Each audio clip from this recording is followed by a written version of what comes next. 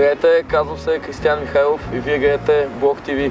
Сега ще ви разкажа за моя сетъп, като започваме с дъската Anti-Hero Vermin 8.25 размер за покушенци, които обичат да карат всичко. Колелцата са Air Kellington 51 мм с лагери Shakegun Tabak 7 за по-бързо бутане по улиците и да ги разбиваме всичките. Машинките са Independent 149, супер стандартни, сиви при това, с тампони Thunder синички за привкус.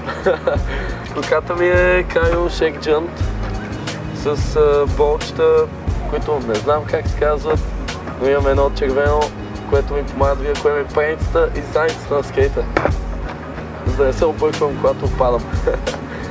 Гледайте Блог ТВ и съпортайте скейт сцената в България.